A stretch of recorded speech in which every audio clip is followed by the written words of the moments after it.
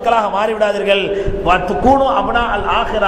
நீங்கள் முன்னோக்கி வந்து கொண்டிருக்கக்கூடிய ஆகரத்தின் மக்களாக மாறிவிடுங்கள். நபி ஸல்லல்லாஹு அலைஹி சொன்னாங்க.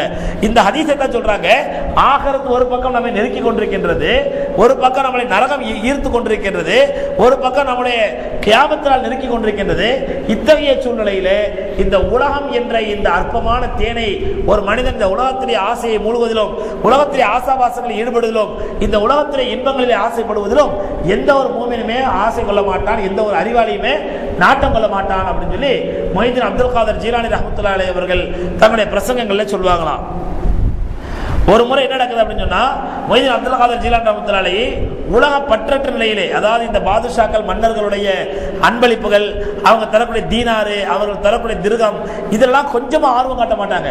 ஒரு முறை மொய்தீன் அப்துல் காதர் ஜீலானி ரஹ்மத்துல்லாஹி அலைஹி பள்ளிவாசல்ல உட்கார்ந்துருக்காங்க. அப்போதைய அந்த பகதாதுடைய கவர்னர் மொய்தீன் அப்துல் காதர் ஜீலானி ரஹ்மத்துல்லாஹி பார்க்க வர்றாங்க பள்ளிவாசலுக்கு. பள்ளிவாசலுக்கு பார்க்க வந்த உடனே மொய்தீன் அப்துல் காதர் ஜீலானி ரஹ்மத்துல்லாஹி அவர்கள் அவங்க எதுக்கு வந்தாரு, ஏன் வந்தாருன்னு சொல்லிட்டு அவர்கிட்ட பேசிக்கிட்டு இருக்கிறாங்க. பேசி முடிச்சுட்டு கிளம்பினவர் என்ன பண்றாரு, ஒரு பை நிறைய தங்க காசுகள் அன்பளிப்பா கொடுக்குறாரு. கவர்னர் இல்லையா, மொய்தீன் அப்துல் காதர் ஜீலானி ரஹ்மத்துல்லாஹி பார்க்க வந்தவர் பை நிறைய தங்க காசுகளை அன்பளிப்பா கொடுத்து வாங்கிக்கங்க அப்படிங்கிறாரு. அப்ப மொய்தீன் அப்துல் காதர் ஜீலானி ரஹ்மத்துல்லாஹி சொல்றாங்க, இதை கொடுக்கறதுக்காண்டி தான் நீங்க வந்தீங்கன்னு முதல்ல தெரிஞ்சிருந்தா நான் இவ்வளவு நேரம் உட்காந்து பேசியிருக்க மாட்டேன் உங்கள்கிட்ட. ஏன்னா திக்ர் செய்யக்கூடிய நேரமும் நான் இபாதத் செய்யக்கூடிய நேரமும் வீணா போச்சு, அதனால தயவுசெய்து எடுத்துட்டு போங்க அப்படிங்கிறாங்க. அந்த கவர்னருக்கு வந்து அது ரொம்ப இழுக்கா இருக்குது. என்னன்னு சொன்னா, மொய்தீன் அப்துல் காதர் ஜீலானி ரஹ்மத்துல்லாஹிக்கு அன்பளிப்புகள் கொண்டு வந்து அந்த அன்பளிப்பை திரும்ப கொண்டு போனா அது ஒரு பெரிய ஒரு பிரஸ்டீஜ் இஷ்யூவாக ஆக்குறாரு. இதை பெரிய இழுக்க நினைக்கிறாரு. இல்லை எப்படியா நீங்க வாங்கி ஆகணும் அப்படின்னு வற்புறுத்துறாரு. மொய்தீன் அப்துல் காதர் ஜீலானி ரஹ்மத்துல்லாஹி அவர்கள் வாங்க மாட்டேங்கிறதுல உறுதியா இருக்கிறாங்க, திருப்பி அனுப்பிடுறாங்க. அந்த கவர்னர் என்ன பண்ணிடுறாரு அப்படின்னு சொன்னா, பள்ளிவாசலை விட்டு வெளியே வந்தவர் அந்த தான் கையிலே கொண்டு வந்த அந்த தங்க காசுகளை அந்த பையன் என்ன பண்றாரு, அப்படியே அந்த பள்ளிவாசல் வாசல்லே வச்சிடறாரு. பள்ளிவாசல் வாசல்லையே வச்சாரு. அவர் கோபத்தில் அப்படி தூக்கி போடும் பொழுது அந்த பை கிழிஞ்சி என்ன ஆகுதுன்னு சொன்னா, அதோட தங்க காசுகள் கொஞ்சம் செதறிடுது, அப்படி செதறி கிடக்குது. கொஞ்ச நேரத்தில் மொய்தீன் அப்துல் காதர் ஜீலானி ரஹ்மத்துல்லாஹி அலைஹி பள்ளியை விட்டு வெளியே வர்றாங்க. வெளியே வந்தபோது தங்களுடைய காலில் அணியக்கூடிய அந்த மரக்கட்டை செருப்பு, அந்த செருப்பை தேடுறாங்க, செருப்பை காணோம். காலில் அணியக்கூடிய செருப்பை பார்க்குறாங்க, செருப்பை காணோம். அப்போ தன்னுடைய அவங்களுடைய மாணவர்கள் என்ன பண்றாங்க, வேகமாக தேடுறாங்க, செருப்பை காணோம். அப்போ மொய்தீன் அப்துல் காதர் ஜீலானி ரஹ்மத்துல்லாஹி சொல்றாங்க, நான் இந்த இடத்துல தான் போட்டேன், அந்த இடத்துல இருக்குதான்னு பாருங்கன்றாங்க. அந்த இடம் வந்து அந்த மன்னர் தங்க காசுகள் வச்சுட்டு போனாரு பாருங்க, அந்த இடம். அப்ப அவங்களுடைய மாணவர் ஒருத்தர் வந்து என்ன பண்றாரு, அந்த தங்க காசுகளுடைய பைய காலால தள்ளுறாரு. அதுக்கு கீழே மொய்தீன் அப்துல் காதர் ஜீலானி ரஹ்மத்துல்லாஹி செருப்பு இருக்குது. அப்ப மொய்தீன் அப்துல் காதர் ஜீலானி ரஹ்மத்துல்லாஹி சொல்றாங்க, பாருங்க உலகத்தை நாம் எட்டி உதைத்தால் அந்த உலகத்துடைய நிலைமையை பாருங்க, அது எங்க வந்து கிடக்குதுன்னு சொல்லி. உலகத்தினுடைய செல்வத்தை நாம் வேண்டாம் என்று உதறி தள்ளினால் அந்த உலகத்திலே செல்வம் எங்க வந்து கிடக்குது பாருங்க, என்னுடைய செருப்புக்கு கீழே வந்து கிடக்குது. அது இதுதான் இந்த உலகத்தின் நிலைமை. இந்த உலகத்தை நாம் தேடி தேடி வேணும் வேணும் ஹவானப்ஸ் அடைஞ்சு இன்னும் எனக்கு துனியா வேணும் துனியா வேணும் என்று ஆர்வப்பட்டால் இந்த உலகம் உங்க தலைக்கு மேலே உட்கார்ந்து உங்களை ஆட்டிக்கிட்டு இருக்கோம். இந்த உலகத்தை வேண்டாம் என்று நீங்கள் எட்டி உதைத்தால் இது உங்களுடைய காலில் இருந்து விழுந்து கிடக்கும் அப்படின்னு சொல்லி மொய்தீன் அப்துல் காதர் ஜீலானி ரஹ்மத்துல்லாஹி அந்த நேரத்தினுடைய மாணவர்களுக்கு உபதேசம் பண்றாங்க. இதே சகோதரர்களே, உத்தம சஹாபாக்களுடைய வாழ்க்கையில நம்ம பார்க்கலாம். அவங்க உலகத்துடைய செல்வங்களையும் உலகத்திலே ஆசாபாசங்களையும் எட்டி உதைத்தார்கள். அவருடைய காலில் வந்து குவிந்தது உத்தம சஹாபாக்களுடைய வாழ்க்கையில. இதே அதற்கு மொய்தீன் அப்துல் காதர் ஜீலானி ரஹ்மத்துல்லாஹி அவர்கள் அடிக்கடி என்ன பண்ணுவாங்க, தங்களுடைய மாணவர்களுக்கும் தங்களுடைய பயான் கேட்கக்கூடிய மக்களுக்கும் உபதேசம் பண்ணுவாங்க. அதே நேரத்தில் வெறும் உபதேசத்தோட திக்ரோட இபாதத்தோட எக்கடா கேட்டு போன்னு சொல்லி மொய்தீன் அப்துல் காதர் ஜீலானி ரஹ்மத்துல்லாஹி தங்களுடைய பள்ளிவாசலில் உட்கார்ந்தல, மாறா மக்களுடைய எந்த பிரச்சனையாக இருந்தாலும் அதிலே வந்து ஈடுபடுவார்கள். அதாவது உண்மையான சீர்திருத்தவாதி வெறும் நான் உண்டு, என் இபாதத் உண்டு, என் தொழுகை உண்டு, நான் மற்றவங்களை பத்தி எனக்கு கவலை இல்லைன்னு சொல்லி போயிடுவேன். அப்படியே தலை குனிஞ்சு போறவங்க வந்து ஒரு உண்மையான முஸ்லீமாக உண்மையான சீர்திருத்தவாதியா இருக்க முடியாது. முஸ்லீம்கள் சம்பந்தப்பட்ட எந்த பிரச்சனையா இருந்தாலும் அதில் தான் ஈடுபட வேண்டும். அப்படி ஈடுபடுவதனால் தனக்கு எந்த விதமான பாதிப்புகள் ஏற்பட்டாலும் அந்த பாதிப்புகளை நிவர்த்தி செய்வதற்கு அல்லாஹ் போதுமான நம்பிக்கையோடு அந்த பிரச்சனையில் ஈடுபடக்கூடியவன் தான் உண்மையான முஸ்லீமா இருக்க முடியும். இதுதான் பெருமானார் ஸல்லல்லாஹு அலைஹி வஸல்லம் சொல்றாங்க, மன் தவல்லா அன் உமூரில் முஸ்லிமீன ஃபலைஸ மின்னா. ஒரு நல்ல இபாதத் செஞ்சிட்டு இருக்காரு, நல்ல வணக்க வழிபாடுகள் ஈடுபட்டு இருக்காரு, ஆனால் முஸ்லிம்களுக்கு ஏற்படக்கூடிய பிரச்சனையை பற்றி அவர் தனக்கென்ன என்று கவலை இல்லாமல் இருப்பார் என்றால் அவர் நம்மை சார்ந்தவரே இல்லை. நபி ஸல்லல்லாஹு அலைஹி சொல்றாங்க. அதாவது இவர் நல்ல இபாதத் செய்றாரு, நல்ல வணக்க வழிபாடு இருக்காரு, நல்ல திக்ர் செய்றாரு, நல்ல குர்ஆன் ஓதுறாரு, நல்ல அமல்களில் ஈடுபடுறாரு, ஆனால் முஸ்லிம்கள் பிரச்சனையில கஷ்டத்திலே துன்பத்தில் இருக்கும் பொழுது அதை பத்தி நமக்கு என்ன என்று இவர் கண்ணும் காணாதவர் இருப்பார் என்றால் மன் தவல்லா அன் உமூரில் முஸ்லிமீன, முஸ்லிம்களுடைய பிரச்சனையை பற்றி கவலைப்படாதவர்கள் ஃபலைஸ மின்னா, நம்மை சார்ந்தவர்கள் ரசூலுல்லாஹ் சொன்னாங்க பாருங்க. அந்த விஷயத்தில் அதற்கு மொய்தீன் அப்துல் காதர் ஜீலானி ரஹ்மத்துல்லாஹி அவர்கள் மக்களுடைய பிரச்சனை என்னங்கிறதுல அடிக்கடி ஈடுபடுவாங்க. அரசியல் ரீதியாக ஏதாவது பிரச்சனை சால்வ் பண்ணுங்கன்னா அரசியல் ரீதியான பிரச்சனை அதுக்கு மொய்தீன் அப்துல் காதர் அவர்கள் ஈடுபடுவார்கள். ஒரு முறை ஹலீஃபா முக்தஃபி லி அம்ரில்லா, இந்த ஹலீஃபாவுடைய பேர் வந்து முக்தஃபி லி அம்ரில்லா. இவர் மன்னர் ஹாரூன் ரஷீதுடைய பரம்பரையில வந்தவர். இந்த மன்னருடைய காலத்துல இந்த முக்தஃபி லி அம்ரில்லா என்ன பண்றாருன்னு சொன்னா, ஒரு பகுதிக்கு ஹலீஃபா அதாவது பிரதிநிதியாக காலியாக நியமிக்கிறாரு. யார் அப்படின்னா அபுல் வஃபா. அபுல் வஃபா என்பவரை காலியாக அதாவது அந்த பகுதியினுடைய கவர்னரை போட்டு நியமித்து அனுப்புகின்றார். இந்த அபுல் வஃபா யார் அப்படின்னு சொன்னா, மக்களால் மிகப்பெரிய அநியாயக்காரன். எங்கெங்கெல்லாம் இந்த ஆளு போய் உட்கார்ந்து இருக்கிறானோ அங்கெல்லாம் அநியாயம் பண்ணவன், மிகப்பெரிய அநியாயக்கார பாவி அப்படின்னு மக்களால் தூற்றப்பட்டவர் இந்த அபுல் வஃபா. இந்த அபுல் வஃபா என்ன பண்றாருன்னா, இந்த முக்தஃபி லி அம்ரில்லா என்ன பண்றாரு, ஹலீஃபா அதாவது காலியாக நியமிச்சு அனுப்புறாரு. அப்ப இதை கேள்விப்பட்ட மொஹிதீன் அப்துல் காதர் ஜீலானி ரஹ்மத்துல்லாஹி அவர்கள் அந்த முக்தஃபி லி அம்ரில்லாவை கூப்பிட்டு சொல்றாங்க, நீ வந்து அதுலமும் வாலிமீன் என்று சொல்லக்கூடிய அநியாயக்காரர்களுக்கெல்லாம் மிகப்பெரிய அநியாயக்காரனான இந்த அபுல் வஃபாவை நீ ஹாக்கிமா நியமிச்சிருக்க, மக்களுக்கு அதிகாரியா நியமிச்சிருக்கிற. ஆனால் இந்த அதுலமும் வாலிமீனை நீ அதிகாரியா நியமிச்சதற்காக அர்ஹமுர் ராஹிமீனாகிய அல்லாஹ் நாளை மறுமையில கேள்வி கேட்டால் நீ என்ன பதில் சொல்வாய்? இவன் வந்து அதுலமும் வாலிமீன், அநியாயக்காரர்களுக்கெல்லாம் பெரிய அநியாயக்காரன். இவனை வந்து நீ மக்களுக்கு அதிகாரியா நியமிச்சிருக்கிற. அல்லாஹ் இருக்கிறான இவன் அர்ஹமுர் ராஹிமீன், அருளாளர்களுக்கெல்லாம் பெரிய அருளாளன், கிருபியாளர்களுக்கெல்லாம் பெரிய கிருபியாளன். இவன் அதுலமும் வாலிமீன், அநியாயக்காரர்களுக்கெல்லாம் பெரிய அநியாயக்காரனை நீ ஒரு அதிகாரியா நியமிச்சிருக்கிற. இதை பற்றி மறுமையிலே அர்ஹமுர் ராஹிமீன் ஆகிய அல்லாஹ் ரப்பல் ஆலமீன் மறுமையில விசாரிச்சா என்ன பதில் சொல்லுவேன் அப்படின்னு கேட்ட உடனே அந்த முக்தஃபி லி அம்ரில்லா மொய்தீன் அப்துல் காதர் ஜில்லானி ரஹ்மத்துல்லாஹி இந்த இரண்டு வரிகள் அவருடைய உள்ளத்திலே மாற்றத்தை ஏற்படுத்தி உடனடியாக அந்த அபுல் வஃபா என்ற காதி என்ன பண்றாரு, விட்ரா பண்ணிடுறாரு. அவரை அதிகார பதவியிலிருந்து தூக்கிடுறாரு.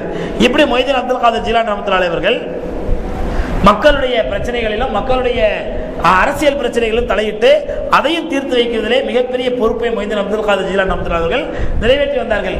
அவர்களுடைய பிரசங்கங்கள், அவர்களுடைய ஹுத்பாக்கள், அவர்களுடைய பயான்கள்லாம் அவங்களுடைய சொந்த கிதாபான அல் ஃபத்ஹுல் கைப் என்று சொல்லக்கூடிய கிதாபிலோ, அல் ஃபுதூஹுல் கைப் என்று சொல்லக்கூடிய கிதாபிலோ, ஃபத்ஹுர் ரப்பானி என்று சொல்லக்கூடிய இரண்டு கிதாபுகளிலும் அவருடைய மொத்த உபதேசங்கள் காண கிடைக்குது.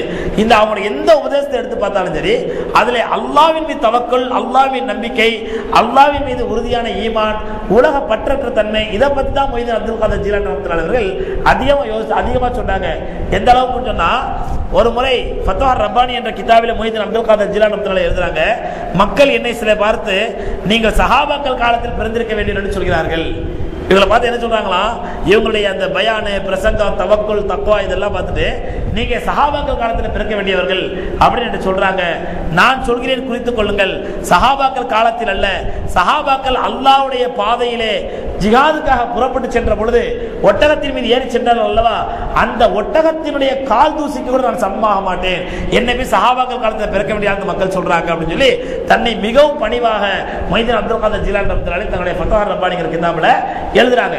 இப்படி எல்லா காலகட்டத்திலும் எல்லா விஷயத்திலும் அல்லாஹ்வின் மீதும் அல்லாஹ்வுடைய குதிரத்தின் மீதும் வல்லமையின் மீதும் தவக்குல் வைக்கும்படி உபதேசம் செய்த மொய்தீன் அப்துல் காதர் ஜீலானி ரஹ்மத்துல்லாஹி பிற்காலத்தில் எப்படி ஆயிடுது அப்படின்னு சொன்னா, அவர்களையே அல்லாஹ் என்றோ அல்லது அவர்களையே அல்லாஹ்வுடைய ஸ்தானத்துக்கோ கொண்டு போய் எந்த அளவுக்கு சொன்னா நம்ம கிராமங்களில் பார்க்கலாம். நான் சொன்னேன் ஏற்கனவே, சின்ன பிள்ளைங்க ஏதாவது கீழே வந்து யா முஹிதீனே அப்படின்னு சொல்லி பெண்கள் சொல்ற அளவுக்கு, அதாவது யா அல்லாஹ் என்று அந்த, அதாவது ஒரு கஷ்டம் சொன்னா யாரை அழைக்கணுங்க, ஒரு பிரச்சனை சொன்னா அல்லாஹ்வை அழைக்கணும், அல்லாஹ்வை அழையுங்கள், அல்லாஹ்வை அழையுங்கள், அல்லாஹ்வை அழையுங்கள் என்று உபதேசம் செய்த மொய்தீன் அப்துல் காதர் ஜீலானி ரஹ்மத்துல்லாஹி கடைசியில் பொதுமக்கள் என்ன ஆக்கிறாங்க, அவங்களே யா முஹிதீனே அப்படின்னு அழைக்கக்கூடிய அளவுக்கு மொய்தீன் அப்துல் காதர் ஜீலானி ரஹ்மத்துல்லாஹி தரத்தை நம்முடைய அப்பாவி மக்கள் கேவலப்படுத்திட்டாங்க. அப்பாவி மக்கள் என்று சொல்வதை விட, அதாவது இஸ்லாத்திலே மார்க்கத்துக்கு முரணான பிதாத்துகளையும் அனாச்சாரங்களையும் நுழைத்து இஸ்லாத்தை குழப்ப வேண்டும், கெடுக்க வேண்டும், சீர்கெடுக்க செய்ய வேண்டும் என்பதற்காண்டி கங்கணம் கொண்டிருக்கக்கூடிய சில இஸ்லாத்திற்கு எதிரிகள் என்ன பண்றாங்க, மொய்தீன் அப்துல் காதர் ஜீலானி ரஹ்மத்துல்லாஹி பேரால இல்லாத பொல்லாத கட்டுக்கதைகளை அவுத்து விடுறாங்க. அதுல ஒண்ணுதான் என்ன அப்படின்னு சொன்னா, இன்னைக்கு மௌலுது கிதாபுல முஹீதீன் மௌலுதுல ஒரு மௌலுது இருக்குது. மொய்தீன் மௌலுதுனே ரபியுல் அவ்வல்ல ரசூலுல்லாஹ்வுடைய மௌலுது ஓதுவாங்கண்டா, ரபியுல் ஆஹிரில மொய்தீன் அப்துல் காதர் ஜீலானி மௌலுது ஓதுவாங்க. அது பாரவினா, இது கியாரவி. அது பாரவினா ரசூலுல்லாஹ்வுடைய மௌலுது பாரவி, அதாவது 12வது நாள். ரசூலுல்லாஹ் ரபியுல் 12 நாள் பிறந்தாங்க, அதனால அது பாரவி. இது ரபியுல் ஆஹிர்ல வந்து கியாரவி. யாருன்னா 11வது நாள் இங்க பிறந்தாங்களாம். யார்? மொய்தீன் அப்துல் காதர் ஜீலானி ரஹ்மத்துல்லாஹி. 12வது நாள், அதாவது ரபியுல் அவல் 12வது நாள் ரசூலுல்லாஹ் பிறந்த நாள் தான். ரபியுல் ஆஹிர் அடுத்த மாசம் 11வது நாள் கியாரவிங்கிற பேர்ல அது பாரவி, இது கியாரவி. பார்விங்க புரிதா? உருது வார்த்தை அது. பார்வினா 12வது அர்த்தம், கியாரவினா 11வது அர்த்தம். இப்படி பார்விங் கியாரவிங்கிற பேர்ல மொய்தீன் அப்துல் காதர் ஜிலானி ஃபாத்தியா ஓதுறது அல்லது அவங்க பேர்ல இல்லாத பல அனாச்சாரங்கள் நடத்துறது, அவர்களையே அல்லாஹ்வுக்கு இணையாக கொண்டு போய் ஷிர்கா வைக்கிறது. இது எப்படி சொன்னா அல்லாஹ்வுடைய ஏகத்துவத்தை சொல்வதற்காக உலகத்திற்கு அனுப்பப்பட்ட ஹஜ்ரத் ஈசா அலைஹிஸ்ஸலாத்தையே எப்படி கிறிஸ்தவர்கள் அல்லாஹ்வா ஆக்கிட்டாங்களோ அதே மாதிரி அல்லாஹ்வுடைய ஏகத்துவத்தை ஞாபகப்படுத்துவதற்காக அல்லாஹ்வால் தேர்ந்தெடுக்கப்பட்ட உத்தமமான மனிதர் முஹித்தீன் அப்துல் காதர் ஜிலானி ரஹ்மத்துல்லாஹி அலைஹி அவர்களையே அல்லாஹ்வுக்கு இணையாக கொண்டு போய் ஆக்கியது அவர்களுக்கு செய்த மிகப்பெரிய துரோகமாகும். எந்த அளவுக்கு அந்த மொய்தீன் ஆண்டவங்க மௌலிதுல ஒரு வரி வருது எப்படின்னு சொன்னா, மொய்தீன் ஆண்டவங்க சொல்றாங்களா, உமை யுனாதிஸ்மி அல்ஃபம் பி கல்வத்திஹி அஸ்மம் பி ஹிம்மத்திஹி அஜப்துஹு முஸ்ரிஅம் மின் அஜ்லி தாவத்திஹி ஃபல்யது யா முஹியத்தீனி. மொய்தீன் அப்துல் காதர் ஜிலானி சொல்றாங்களா, மொய்தீன் ஆண்டவங்க மௌலிதுல வரக்கூடிய வார்த்தை யாரோ சகோதரர்கள் நேத்த முந்தானத்தோ மௌலிதுல அப்படி என்னதான் தப்பு இருக்கு கேட்டிருந்தாரு. அதை பத்தி நான் சொன்னா சீடியை பார்த்து கேளுன்னு சொல்லி இந்த மொய்தீன் ஆண்டவங்க மௌலிதுல இருக்கிற அநியாயத்தை பாருங்க. மொய்தீன் ஆண்டவங்க சொல்றாங்களா, உமை யுனாதிஸ்மி அல்ஃபம் பி கல்வத்திஹி, தனிமையிலே உட்கார்ந்து யார் ஒருவன் 1000 முறை என் பேரை அழைப்பானோ, யார் பேருங்க, யார் பேர, மொய்தீன் அப்துல் காதர் ஜிலானி பேர தனிமையில உட்கார்ந்து 1000 முறை அழைப்பானோ. எப்படி?